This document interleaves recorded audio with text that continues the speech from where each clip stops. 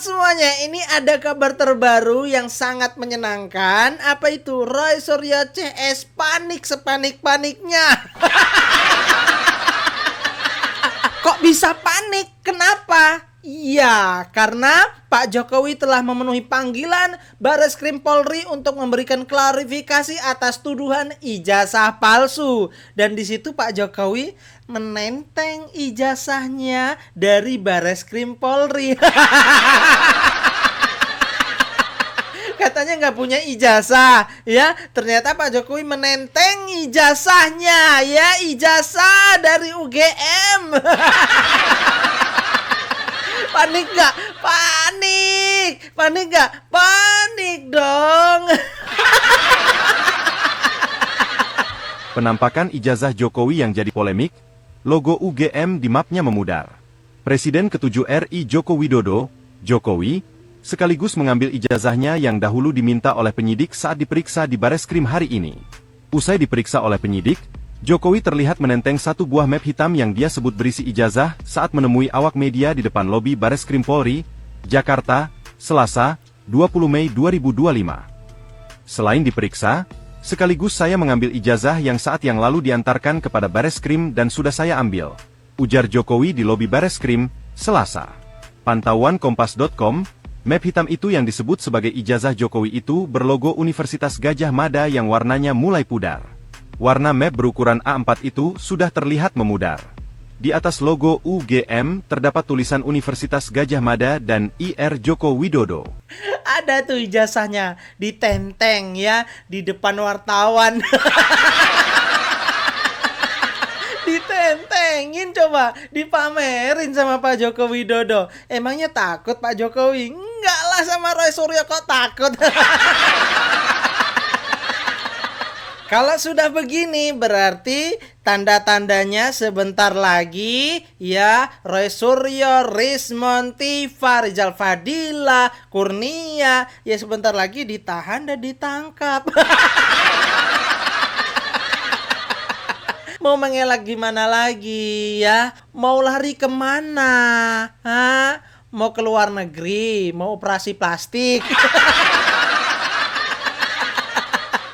Oh iya, tadi belum disebutkan ya Egy Sujana. Ya, Egy Sujana mana ini? Ternyata Egy Sujana pengecut. Sudah tahu kalau dia itu akan ditahan dan ditangkap kemudian dipenjara. Makanya kabur duluan. Ketua TPU macam apa ini, pengecut. PDIP sempat menyebut kalau misalkan memang ijazahnya asli itu tinggal ditunjukkan aja, nggak perlu sampai repot-repot seperti ini. Mungkin bisa ada tanggapan Pak Jokowi? Saya itu sebetulnya sedih kalau proses hukum mengenai ijazah ini maju lagi ke tahapan berikutnya.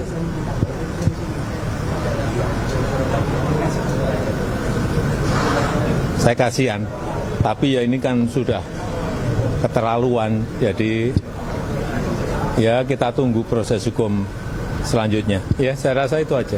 Kasih. Sebenarnya Pak Jokowi itu sedih ya. Ya melihat orang-orangnya udah pada tua-tua.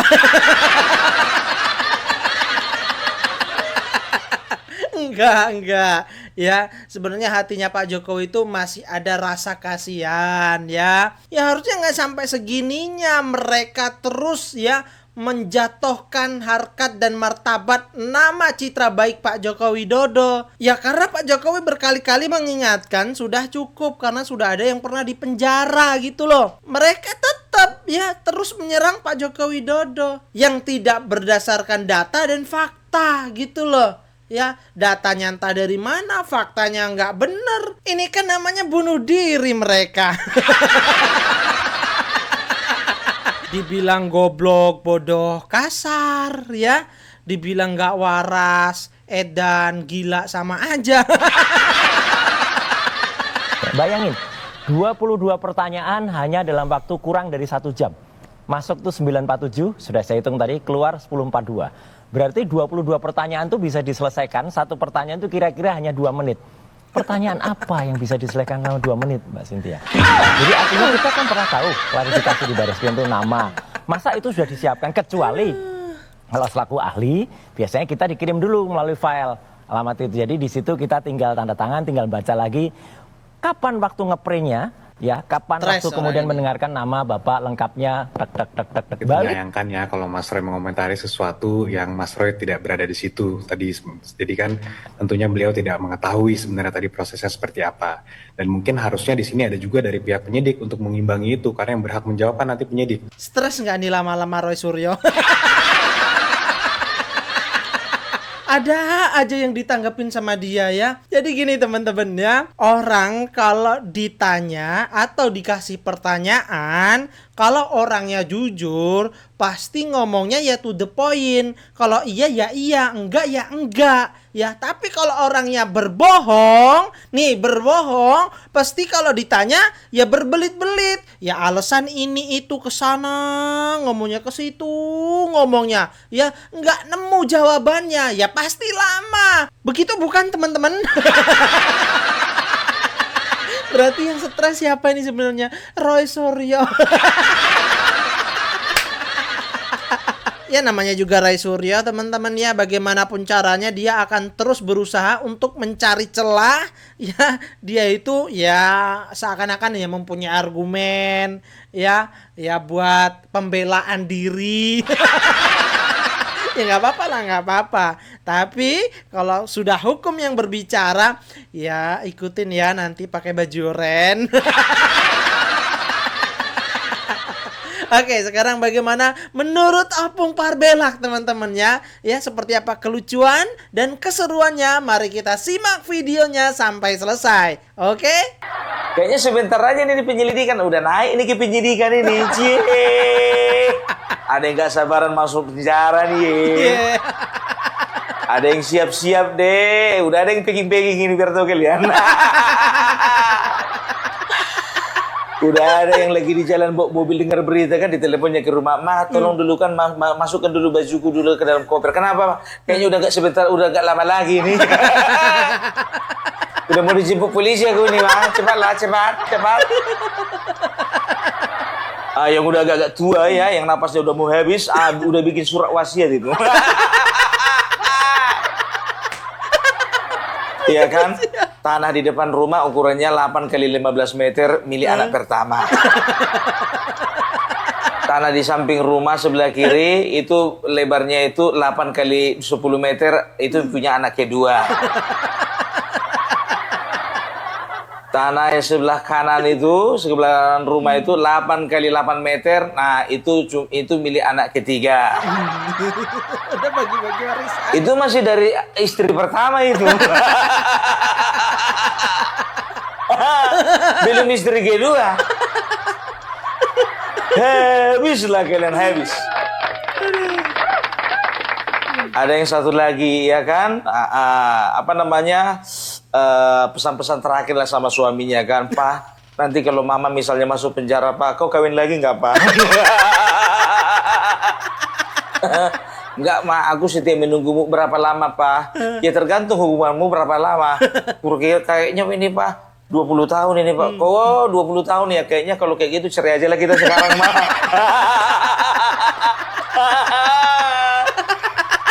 "Kok gitu kau sama aku, Pak?" "Ya kau pun pula cari gara-gara, kau nggak ayo kerjamu." "Papa udah bilang, Ma, sama Mama itu salah pergaulan." "Tapi udah lama, apa mau dibilang lagi, Ma? Kira-kira, Ma, bisa kalau misalnya ku urus suratnya sekarang, besok kau tanda tangan."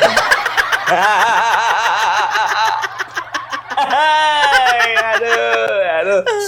Ada satu lagi yang sibuk operasi plastik biar tompelnya bisa hilang. Mana tahu ada kesempatan kabur ya kan ke luar negeri.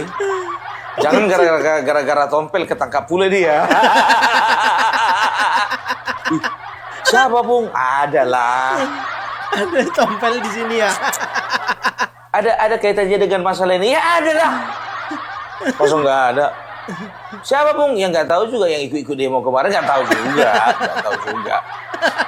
nggak tahu juga ya, nggak tahu juga. Jangan tanya aku lagi, perjelas dong Bung orangnya Bung, perjelas Bung.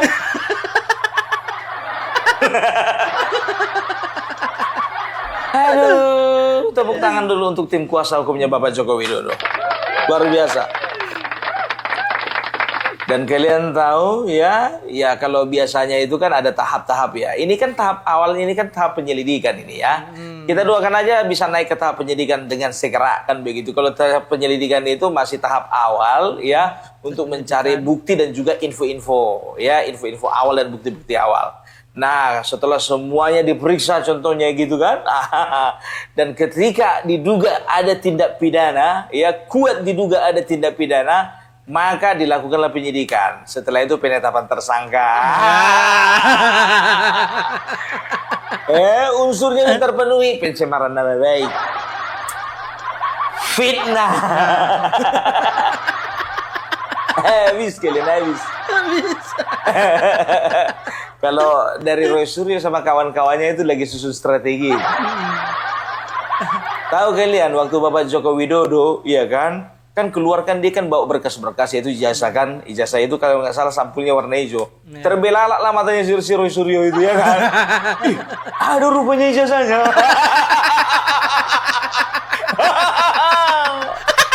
Pandai bapakku ini, Bapak Joko Widodo ini, sebetulnya bisa aja disembunyikan di dalam map atau dimasukkan ke dalam tas kan begitu. Nah begitu datang wartawan, dipegangnya sengaja. Biar aneh sebelah sana gitu kan. Datanglah siapa kan yang lele itu, pantanglah, ada rupanya jasanya itu. Cumananya kosong, Roy. Ya aku juga nggak tahu, katanya nggak ada. Rismon, kayak mana ini? Udah panik. Aku nggak menyangka ada jasanya itu. Kukira memang palsu itu. Tapi kau bilang palsu saja. Bukan aku yang bilang, Sandi Utama yang bilang. Mampuslah kita ini, kata yang satu kan. Habislah kita ini, kata yang satu. Udahlah Roy. Rismon. Habis kita Rismon, habis. Gimana mau dibilang, kita hadapilah bersama. Makan kalian yang enak itu, makan. Sudah dinampakkan Bapak Joko Widodo begini jasanya kan. Apa kita lihat dulu apa lagi rencana orang ini nanti. Kita lihat kalau orang ini udah panik ini, panik. Rasa orang ini juga biar tahu kalian bukan cuma tidurnya nggak enak ya. Sebentar lagi pencernaannya terganggu. Rusak metabolisme dalam tubuh. Perhatikanlah. Mencret.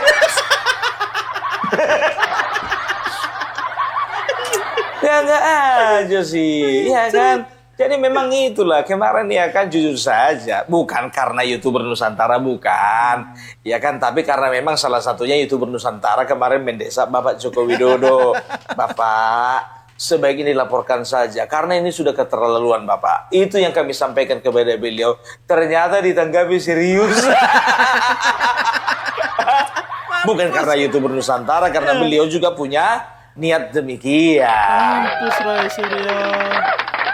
Kami hanya meneguhkan hati beliau saja supaya apa? Supaya jangan oleng lagi. Kan begitu kan dibilang Bapak Joko Widodo kan. Saya sebetulnya kasihan, ya. Saya sebetulnya kasihan. Kalau misalnya ini menempuh jalur hukum yang lebih jauh lagi, aduh, ya. Maksudnya begini, aduh, bisa mati orang itu semua. Sebetulnya Bapak Joko Widodo itu sudah memberi kesempatan kepada mereka ini, ya, untuk minta maaf, untuk klarifikasi. Tapi memang keterlaluan orang ini, mau aja dibonceng. Ada yang menunggangnya lah. Enggak aja. Makanya aku bilang ya udahlah, kan Bapak Joko Widodo juga mengatakan apa ini udah keterlaluan kan. Ini udah keterlaluan. Jadi memang harus dimasukkan segera orang-orang seperti ini. Karena apa? Karena ini kan meresahkan, ya. Selesai nanti masalah ijazah Bapak Joko Widodo. Masalah apa lagi? Masalah Fufu Papa. Selesai itu lagi masalah apa? Masalah PKI. Setelah itu lagi masalah apa? Masalah gratifikasi. Setelah itu masalah apa lagi? Masalah tambang. Setelah itu masalah apa lagi? Masalah Samsul. Semua akan diangkat orang ini. Padahal bangsa ini, negara ini butuh konsentrasi penuh untuk melakukan kegiatannya. Baik sosial, politik, bisnis, pendidikan, segala macam ya. Kalau rusuh contohnya di dalam negeri, orang pun juga mikir investasi ke dalam. Kan begitu. Kan manusia-manusia kayak gini gak ke situ pikirannya. Yang penting hasrat mereka itu bisa terpenuhi. Kan begitu. Tengok si Rizal Badila. Adili, tangkap Jokowi. Datang ke Prasahamat, Adili Mulyono, Adili Mulyono. Gangga aja kerjamu, ya kan? Tapi ya itulah dia, ya. Kaget juga gue, ada juga 24 loh yang diperiksa. 24. Jadi Bapak Joko Widodo dicecar pertanyaan sebanyak 22 pertanyaan, ya. Jadi ya mudah-mudahan lah pertanyaannya itu ya terkait dengan dengan masalah ijazah palsu ini ya bisa dengan baik yang begitu, kecuali kalau ada pertanyaan pilihan berganda.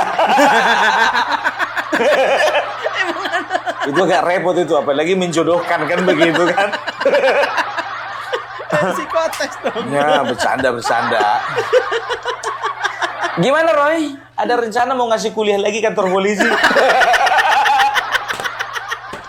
Gayamu Roy ngasih kuliah di kantor polisi waktu pemeriksaan. Oh saya ngasih kuliah mereka. Bilang aja kau juga gitu kau menjawabnya itu kau. Begini begitu apa ya mana ada yang tahu? Dan kalian tahu nggak kenapa si Roy Suryo ini nekat bertindak demikian ya? Ternyata begini ya, dasarnya itu tidak mendasar. Apa yang maksudmu itu, Bung? Dasarnya itu tidak mendasar. Jadi begini, biar tahu kalian, beberapa tahun yang lalu ya terjadilah perbincangan. Aku kurang tahu di talk show kau itu atau di ketika ada wartawan kayak itu ya. Jadi waktu itu ada perbincangan antara Bapak Joko Widodo dengan Menko Polhukam saat itu. Menko Polhukam saat itu siapa ya? Sebentar. Ganjar Pranowo bukan. Anies Baswedan juga bukan itu. Ganjar Pranowo bukan, Anies Baswedan bukan, Menko Polhukam Egy Sujana juga bukan. Aduh, siapa itu? Ahmad Kozinudin apa lagi? Nah, potongannya itulah. Nggak cocok. Ya, potongannya itu nggak cocok, dia itu jadi Menko Polhukam gitu. Belum, dia masih lebih cocoknya Menteri Kehutanan, cocoknya ke situ ya kan. Karena memang kawan ini memang kayaknya ada ada passion gitu ke situ. Karena kan yang dibahas kemarin kan masalah pagar laut ya kan. Ya, jadi cocok lah dia itu Menteri Kehutanan dan Lingkungan Hidup gitu, mengurusi pagar laut, spesialisasi pagar laut.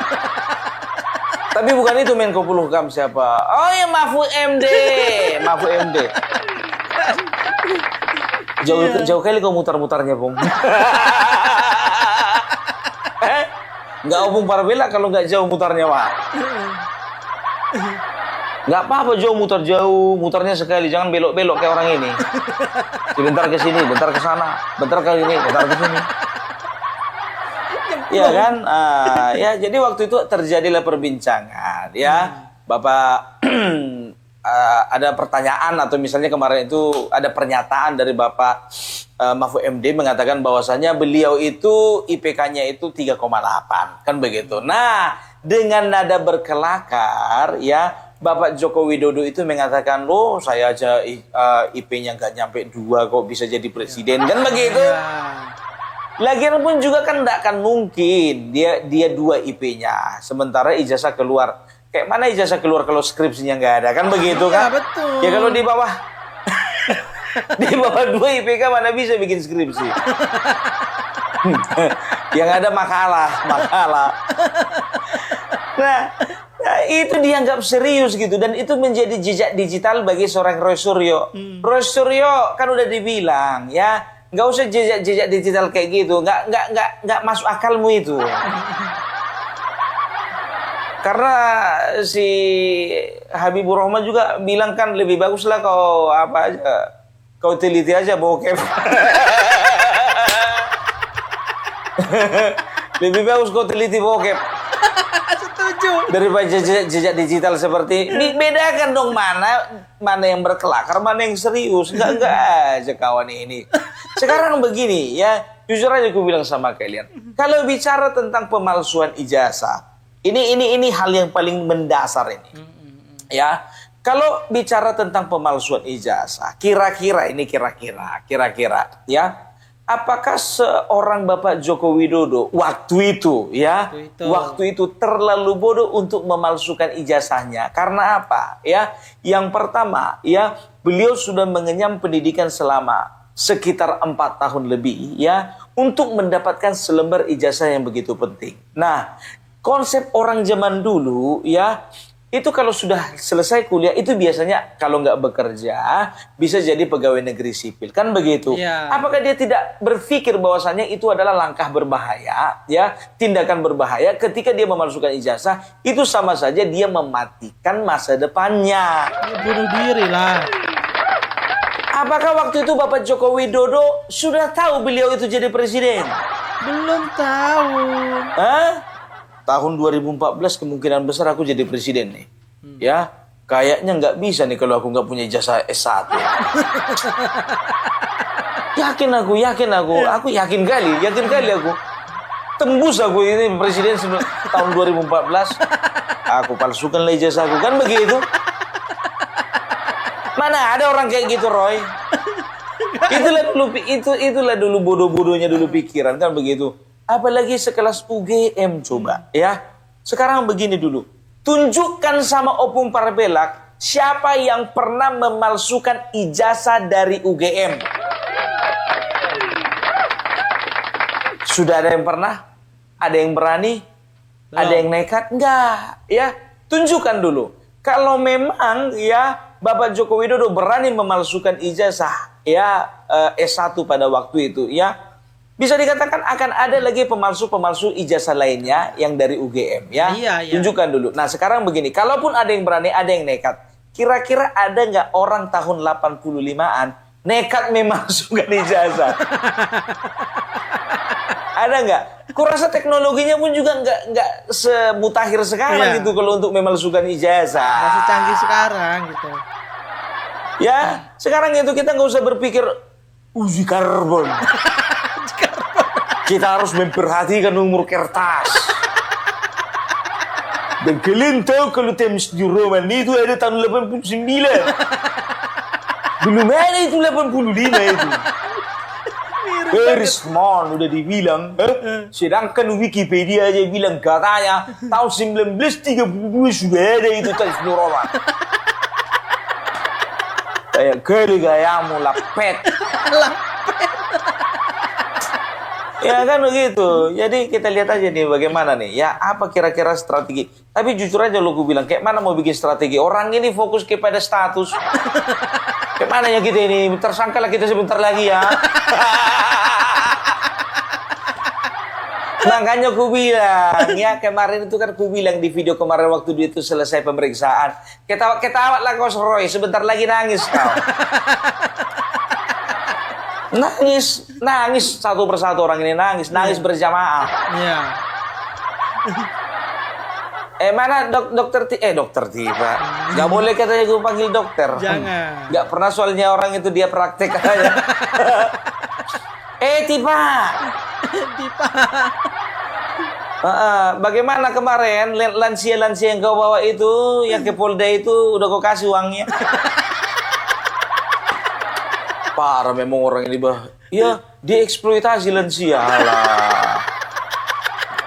Tolong ya dulu ya untuk anak-anaknya atau tetangganya kalau nggak punya anak tetangganya lansia yang kemarin nongol di media sosial itu tolong dulu dilarang dulu datang.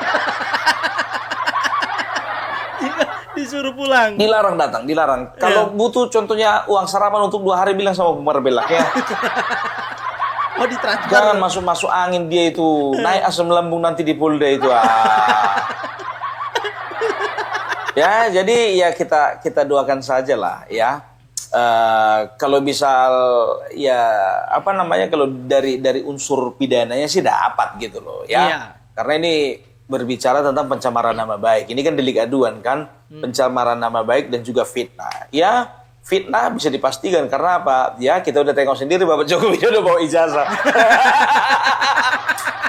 Begitu keluar Bapak Joko Widodo bawa ijazah, senang kali aku. Senang kali aku. Yeay, ditunjukkan juga ijazahnya walaupun cuma sampul. Paling itu juga nanti dibilang orang itu, kok lain ya sampulnya ya. Belum, itu pasti kosong isinya itu. Memang Joko Widodo pembohong itu. Gak ada itu ijazahnya, bodong itu. Kenapa nggak ditunjukkan saja? Udah jelas-jelas Bapak Jokowi mengatakan ya, nanti di pengadilan ditunjukkan.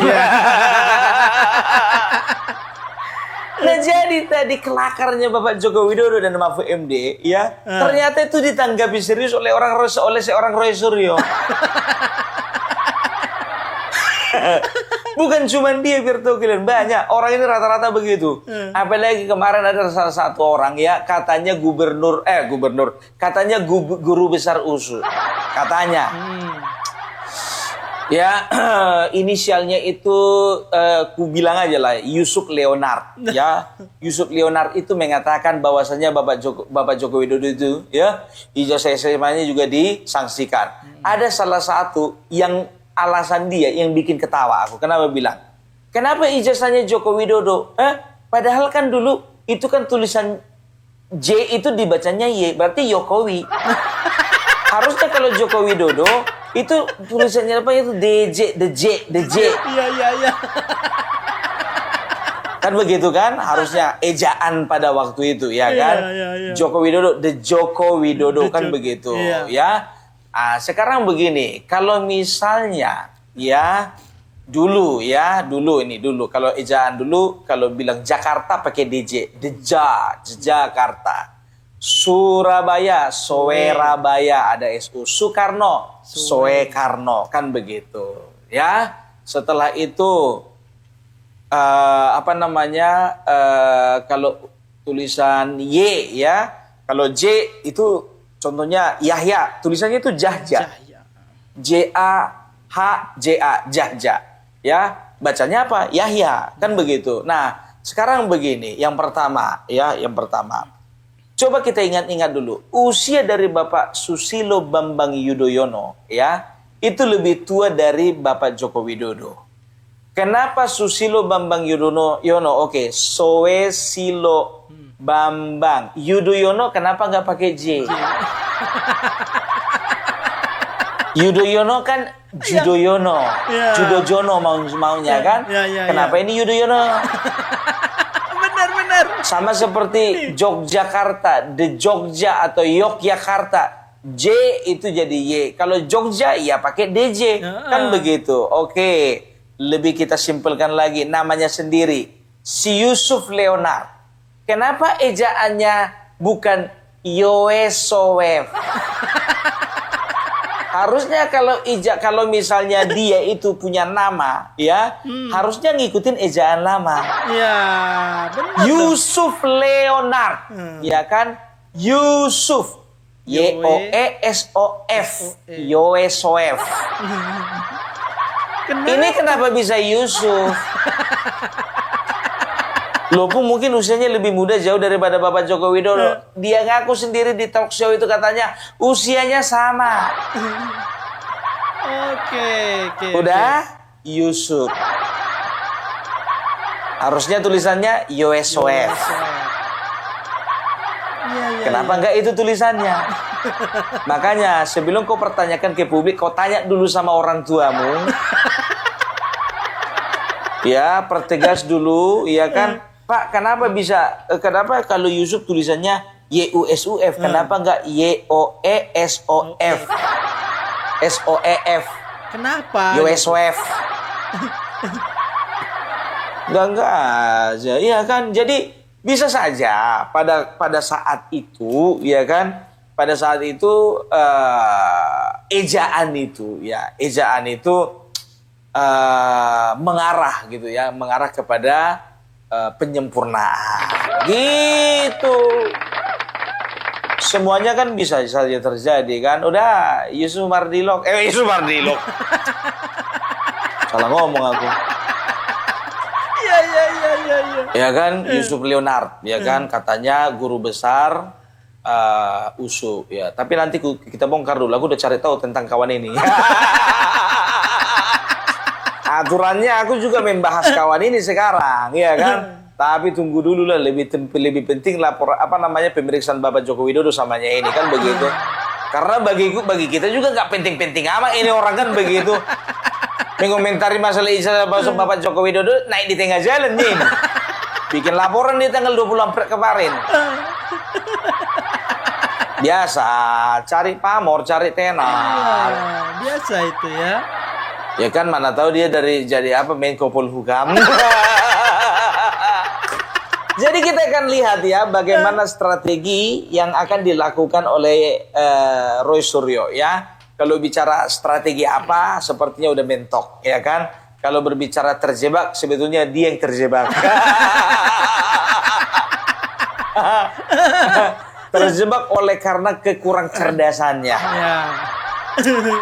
Kenapa Opung katakan kekurang cerdasan? Karena ada orang yang ada penonton Opung Parbelak yang melarang Opung Parbelak mengatakan bodoh. Jangan.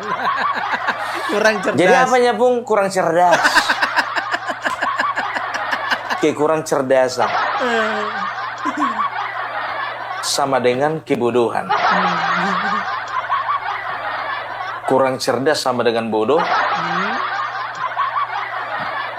Tidak cerdas sama sekali sama dengan goblok.